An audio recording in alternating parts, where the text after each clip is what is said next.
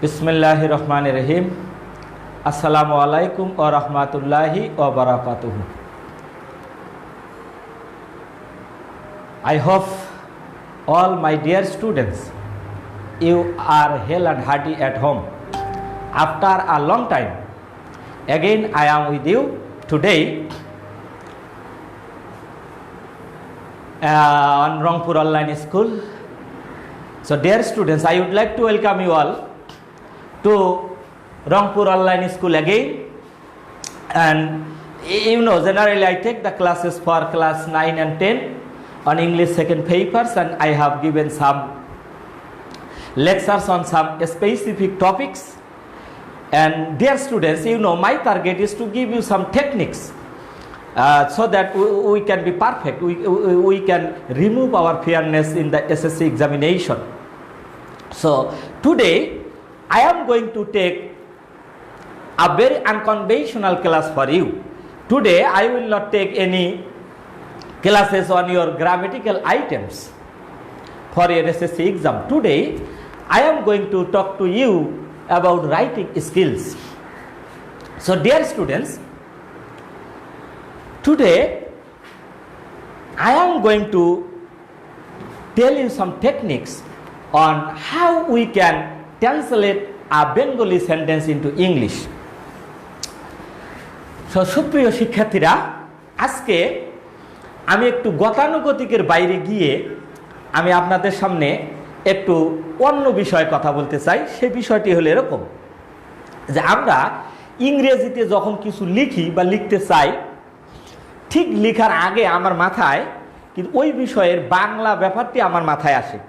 আমি প্রথমে বাংলায় চিন্তা করি, বাংলায় চিন্তা করার পরে আমি সেটি ইংলিশে লেখার চেষ্টা করি। আমি আজকে সেই বিষয়ে এই কৌশল নিয়েই কথা বলবো তোমাদের সঙ্গে। তো আজকে শুধুমাত্র আমি যদিও লিখেছি ক্লাস 9 and 10, এটা শুধুমাত্র এই 9-10 এর স্টুডেন্টদের জন্য দরকারি নয়, যারা আমাদের এক্স স্টুডেন্ট আছো এবং যারা বিভিন্ন অফিসে কাজ করেন বা যাদের বিভিন্ন অফিসে বা যে কোনো কাজে ইংরেজি ব্যবহারের প্রয়োজন হয়, আমি মনে করি আজকের ক্লাসটা তাদের জন্য প্রয়োজনীয় হতে পারে। আমি আজকে যে টেকনিক নিয়ে কথা বলবো, আমরা সাধারণত ছাত্র জীবনে কি করেছি, যে আমরা টেন্স পড়েছি, টেন্সের স্ট্রাকচার পড়েছি, যে আমি খাই, আমি খাইতেছি, আমি খাইয়াছি, আমি খেয়েছিলাম, আমি খাইতেছিলাম, আমি খাবো, আমি খাইতে থাকবো, জাস্ট এইভাবে আমরা টেন্সের স্ট্রাকচারগুলো আমরা মুখস্থ করেছি। কিন্তু এর বাইরে যখন আমরা বাংলায় যখন কথা বলি, ঠিক ওই রকম টেকনিকটা আমরা কিন্তু ফলো করি না। না করে আমরা কি করি, আমরা কথাগুলো আমাদের মতো করে বলি, সেটি ইংলিশে লিখতে গিয়ে আমরা একটু ঝামেলায় পড়ে যাই। সো মাই ডিয়ার স্টুডেন্টস, যারা এই লাইভ ক্লাসে অংশগ্রহণ করেছো তাদের কাছে আমার অনুরোধ হলো, তোমরা এই ক্লাসটা তোমাদের টাইমলাইনে যদি শেয়ার করো, তাহলে অন্যান্য ছাত্রছাত্রীরা হয়তো এই ক্লাসটা তারা দেখতে পারবে, উপভোগ করতে পারবে। আজকে আমি তোমাদের একটা স্ট্রাকচার নিয়ে কথা বলবো, যে আমি যে কথাগুলো বাংলায় চিন্তা করি প্রথমে, সেই কথাগুলো আমি যখন লিখতে চাই, আমি প্যারাগ্রাফ লিখি, কম্পোজিশন লিখি, লেটার লিখি, অ্যাপ্লিকেশন লিখি, সেখানে ওই অ্যাপ্লিকেশনগুলো লিখতে গিয়া আমি মনে মনে যেটা চিন্তা করি সেটা ইংলিশে আমি কিভাবে মিলাবো, আজকে এইরকম একটি টেকনিক নিয়ে আমি কথা বলবো। যে আমার প্রথম টেকনিকটা আমি একটু লিখি আগে, যে মনে করো যে একটা টেকনিক হলো এরকম, যে আমি একটু লিখি যে কাউকে কোনো কিছু করতে হয় বা হয় না। তাহলে এইখানে একটু তোমাদের খেয়াল রাখতে হবে, এই জায়গাটায় আমি একটু কমা দিচ্ছি, এই কারণে এখান থেকে এইটুকু আমি যদি একটু আন্ডারলাইন করি এইভাবে, এটা হলো আমার টেকনিকটি। যে আমি যখন কোনো বাংলায় কথা বলি, যদি আমার সেই কথার মধ্যে করতে হয় বা হয় না এই টেকনিকটুকু থাকে, দেন এই বাক্যটাকে আমি ইংলিশে কিভাবে লিখব। আমি প্যারাগ্রাফ লিখতে চাচ্ছি, মনে করো ট্রি প্লান্টেশন আমি লিখতে চাচ্ছি, সেখানে আমার মাথায় আসছে যে আমাদের পরিবেশ রক্ষার জন্য আমাদের প্রতিনিয়ত গাছ রোপণ করতে হয়। কিন্তু আমি যখন টেন্স পড়েছি তখন কিন্তু আমি পড়েছি গাছ রোপণ করি। কিন্তু আমার মাথায় এসে গাছ রোপণ করতে হয়। দেন এই ইংলিশটুকু আমরা তখন আর এই সুন্দরভাবে মিলাইতে পারি না। তো আজকে তাহলে আমার প্রথম টেকনিকটা হলো, আমি যে কথাটা বলতে চাই সাধারণত দেখবে যে আমি এখানে একটু লেখি আগে, যে আমাকে, আমি একটা উদাহরণ লিখি, আমাকে প্রতিদিন স্কুলে যেতে হয়। আমাকে প্রতিদিন স্কুলে যেতে হয়। টেকনিকটি হলো জাস্ট এইটুকু তোমাকে মাথায় নিতে হবে যে আমি যেটি বলতে চাই তাহলে এইটি আছে, আমার এই টেকনিকটা আছে। আমি এখানে একটা স্ট্রাকচার মুখস্থ করব, ওই স্ট্রাকচার এখানে বসাই দিলে আমার বাক্যটা সুন্দরভাবে ইংরেজি হয়ে যাবে। আবার আমি আরেকটা বাক্য লিখি যে তাকে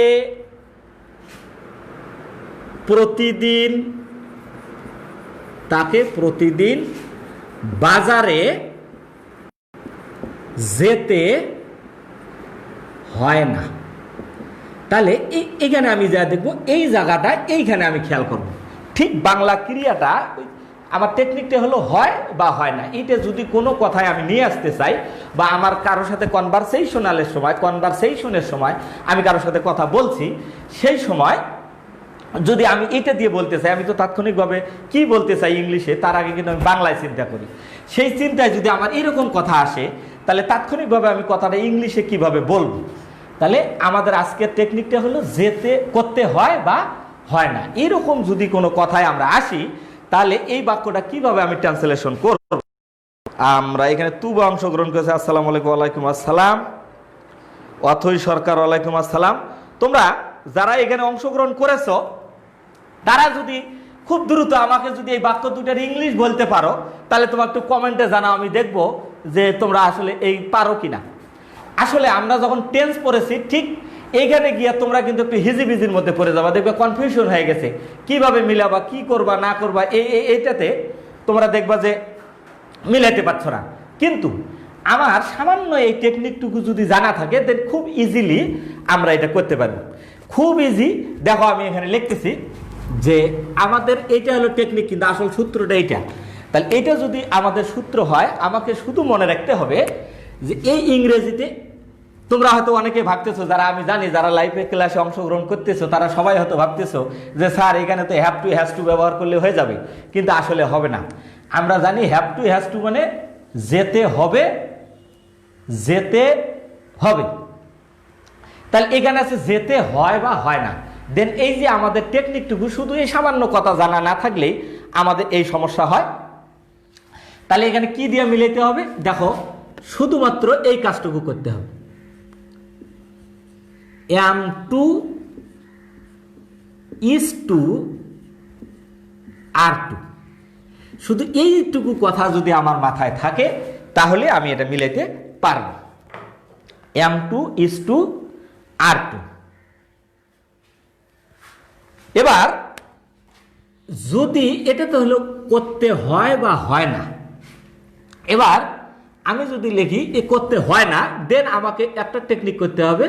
তাহলে কি লিখতে হবে, am not to,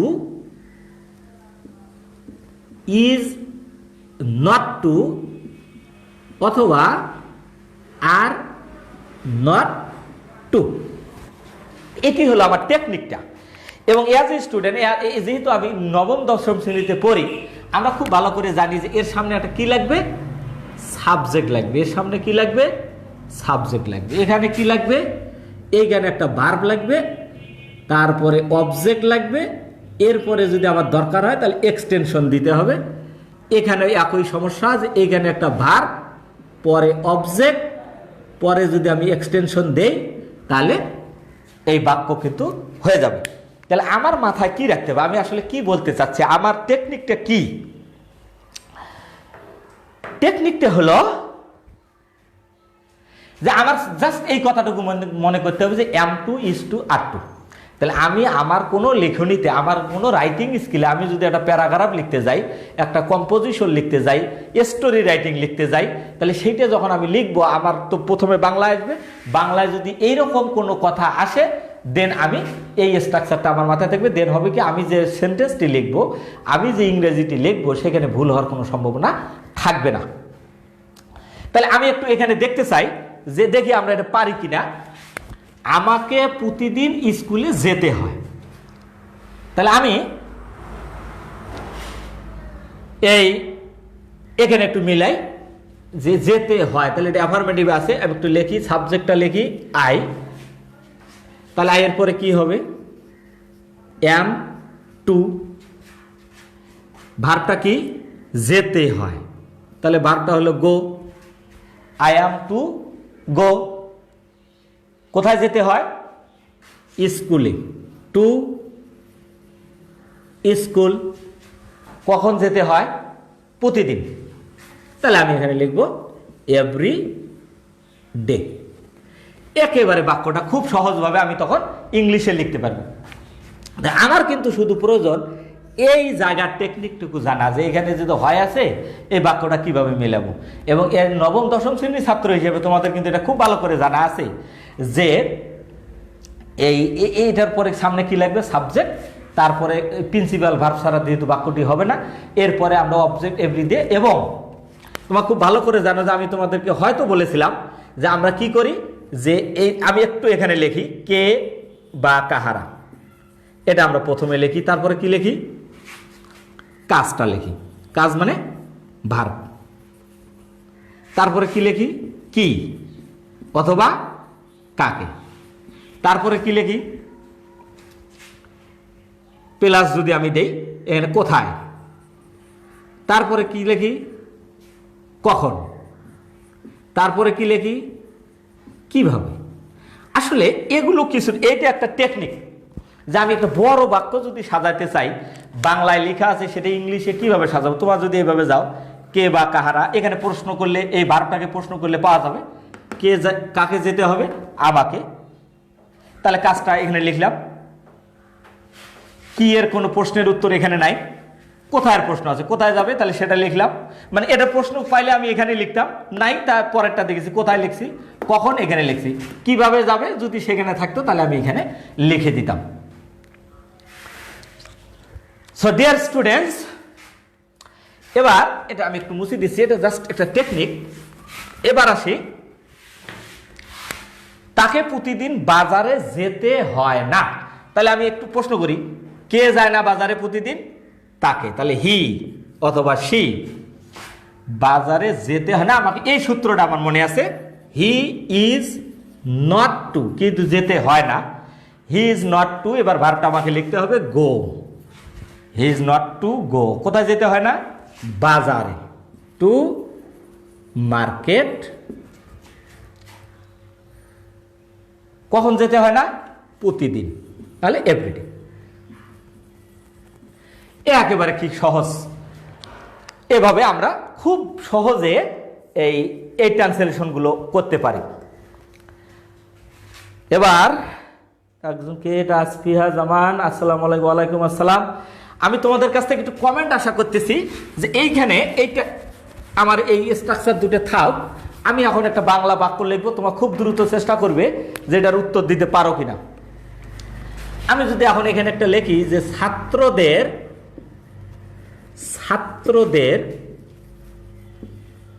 মনোযোগের সাথে পড়তে হয়, ছাত্রদের মনোযোগের সাথে পড়তে হয়, তাহলে এর ট্রান্সলেশনটা কি হবে, এর ট্রান্সলেশন কি লিখবে। তাহলে ঠিক আগে যে আমি উদাহরণটা দিলাম, যে সেই উদাহরণ থেকে আমরা লিখতে পারি যে ছাত্রদের মনোযোগের সাথে পড়তে হয়, কারা পড়বে ছাত্ররা। তাহলে আমি একটু লিখি, আমার মনে হয় he is not to go to market everyday, এটাকে Othoi Sarkar, thank you very much, আপনার বাক্যটা ঠিক ছিল। আমরা এই বাক্যটার একটু ট্রান্সলেশন আপনারা করার চেষ্টা করে দেখেন দেখি পারেন নাকি। তাহলে ছাত্রদের কারা, দা স্টুডেন্টস, তাহলে যেতে পড়তে হয়, তাহলে কি লিখতে হবে ইজ টু পড়তে হয়, তাহলে কি ইজ টু রিড, তাহলে পড়তে হয় এবার কোথায় পড়তে হয়? নাই। কি পড়তে হয়? নাই। কিভাবে পড়তে হয়? আমি লাস্টে এখানে লিখেছিলাম কিভাবে পড়তে হয়, মনোযোগের সাথে। তাহলে মনোযোগের সাথে ইংরেজি আমি এখানে লিখে দেই অ্যাটেনটিভলি। দেখো কত সুন্দরভাবে আমি খুব ইজিলি বাক্যটা লিখতে পারলাম। তো এই খুব ইজিলি লিখতে পারলাম। এখানে বাপ্পি লিখছে স্টুডেন্টস হ্যাভ টু রিড মাইন্ডলি। আচ্ছা, এইখানে এই হ্যাভ টুটা লেখা যাবে না। এটা কে লিখছেন? এটা Bappi. Students have to read, এই কারণে আমি বলছিলাম যে এই টেকনিকটুকু আমাদের মাথায় থাকতে হবে। যদি আমি লিখি the students have to read attentively, তাহলে এর বাংলাটা হবে ছাত্রদেরকে মনোযোগের সাথে পড়তে হবে। দেন ওইটার সূত্র তখন আমাদের হ্যাভ টু হ্যাজ টু দিয়ে লিখতে হবে। আর এটা হলো মনোযোগের সাথে পড়তে হয়। এইটুকু টেকনিকটা আর কি। এই টেকনিকটা বোঝানোর জন্যেই আমার আচ্ছা আর একজন লিখছেন, আসপিয়া জামাল লিখছেন students have to read attentively. ওই যেটি বললাম ওই জায়গায় আমরা ভুল করি। এইটি আসলে হ্যাভ টু দিলে আমার এই বাংলা বাক্যের সাথে মিলবে না। So thank you for your comments. তাহলে আমরা কি করবো? এখানে হ্যাভ টু লিখবো না। এই যে আমার যে সূত্রটুকু, এই সূত্রটুকু শুধু আমাকে মাথায় রাখতে হবে। এবার আর একটা লিখি, তাহলে দেখি তোমরা এবার পারো কিনা। হ্যাভ টু না, ওই জাস্ট হ্যাভ টুর জায়গায় আমরা সাথে শুধুমাত্র কি লিখবো? যে am to is to, are to, বা am not to, is not to, are not to. এবার আমরা যদি একটু লিখি যে আমাদের ধৈর্য ধরতে হয়। আমাদেরকে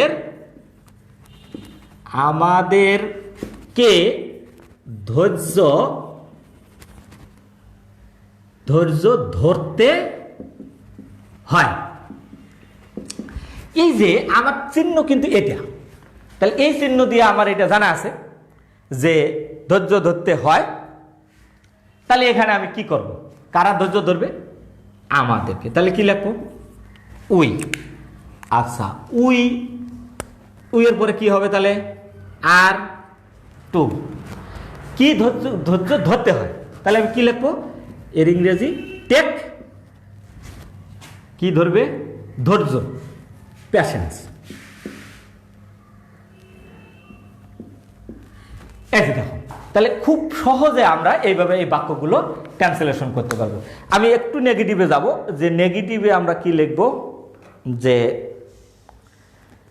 তাকে খুব বেশি পরিশ্রম করতে হয় না। আমি যে আর একটা বাক্য লিখি, এটা আমি একটু মুছে দেই। আমরা ওখানে অ্যাফার্মেটিভে লিখলাম। এবার যদি আমি লিখি যে তাকে খুব বেশি পরিশ্রম করতে হয় না, তাহলে এখানে এই যে আমি হয় না, তখন তার সূত্র আমার এখানে লেখা আছে। তাহলে আমরা কি করব? এইখানে আমি দেখি সবাই the student is to read attentively. এবার অথৈ সরকার সঠিক লিখছেন, ধন্যবাদ। তাহলে দেখেন এখন আপনারা সব লিখতে পারবেন এই কথাটুকু বুঝলে।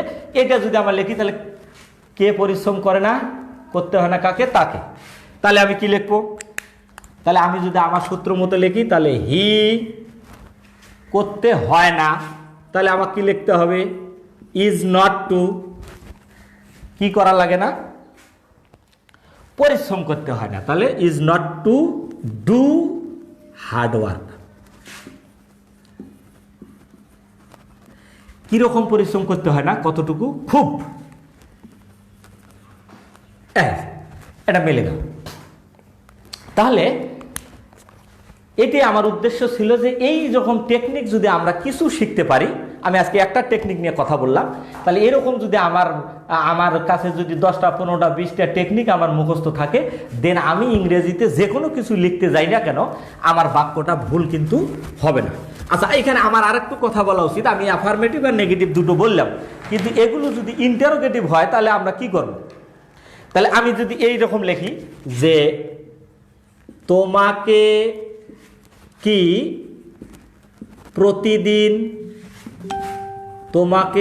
প্রতিদিন স্কুলে যেতে হয়? তাহলে প্রিয় শিক্ষার্থীরা এই জায়গায় খেয়াল করো, এই যে আমার সূত্র এটা, তাহলে এটা ইন্টারোগেটিভ হলে হবে। আমি নবম দশম শ্রেণীর স্টুডেন্ট হিসেবে আমার খুব ভালো ধারণা আছে যে কিভাবে ইন্টারোগেটিভ করতে হয়। আমাকে অক্সিলারি ভার্বটা শুধু কি করতে হবে, সামনে নিয়ে আসতে হবে, তাই না? তাহলে আমি কি লিখবো, তাহলে তোমাকে কি প্রতিদিন স্কুলে যেতে হয়? কে যাবে? তুমি। তাহলে ইউ। আচ্ছা, এইখানে ইউ যদি আমি লিখি তাহলে আমার ইন্টারোগেটিভের সময় কি হবে, এরপরে তো আর টু লিখতাম, তাহলে এই আরটা আমি শুধুমাত্র এইখানে লিখব। আর ইউ টু স্কুলে যেতে হয়, তাহলে গো, কোথায় যেতে হয়? স্কুলে। টু স্কুল,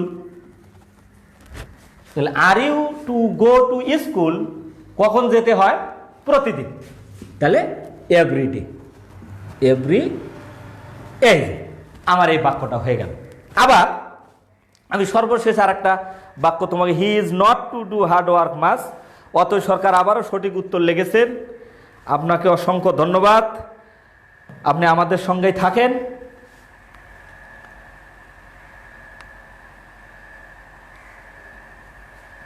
আচ্ছা, এবার আমি আর একটা বাক্য লিখি এখানে, যে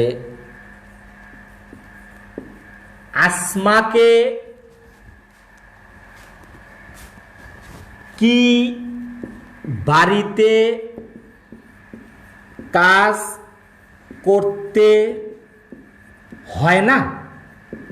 এবার দেখো, এটাও ইন্টারোগেটিভ, কিন্তু এটা ইন্টারোগেটিভের নেগেটিভ হয়ে গেছে, নেগেটিভ ইন্টারোগেটিভ। তাহলে কি হবে? আমার কোনো সমস্যা নেই, আমার এই মূল সূত্রটুকু মনে আছে, এই মূল সূত্রটুকু আমার মনে আছে। তাহলে কে কাকে কাজ করতে হয়? কে? আসমা। তাহলে এইখানে আমি তো আসমা লিখতাম, এই আসমা লিখতাম, তাহলে আসমার পরে ইজ টু লিখতাম, ইজ নট টু লিখতাম।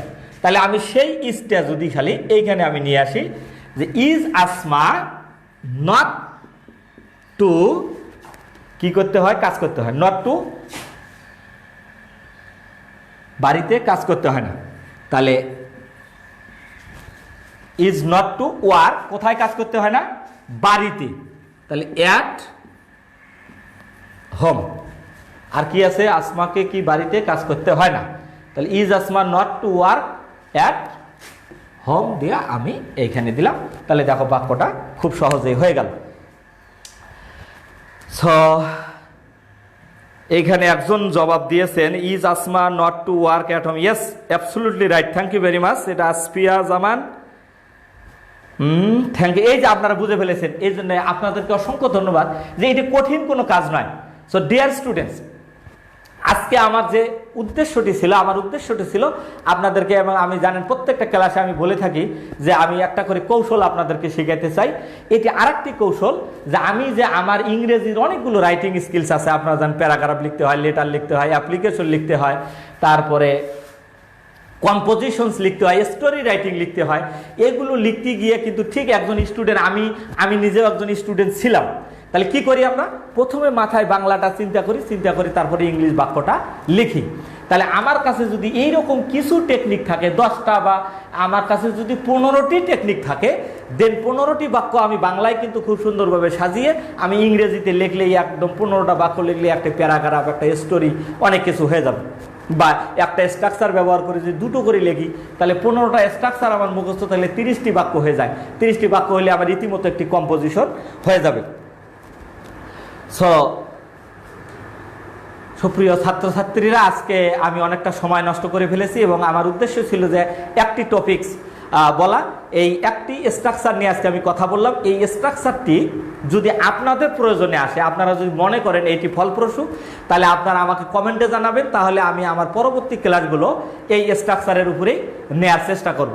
আর যদি মনে করেন যে না, এগুলো আমাদের প্রয়োজন নেই, দেন আমি আপনাদের ওই স্কিমের যে গ্রামারগুলো আছে, যেগুলোতে আমি ক্লাস নিচ্ছিলাম, ওগুলোতে হয়তো আমি আবার ক্লাস নিব। এবং এই রংপুর অনলাইনে সম্ভবত এখন আমাকে নিয়মিত আপনারা দেখতে পাবেন, এবং আপনারা যে সমস্ত ক্লাস করতে চান দয়া করে কমেন্ট বক্সে আমাকে জানাবেন, তাহলে আমি সেই টপিক্সের উপরে ক্লাস নেওয়ার চেষ্টা করব। তো আজকে আমি এখানে শেষ করতে চাই।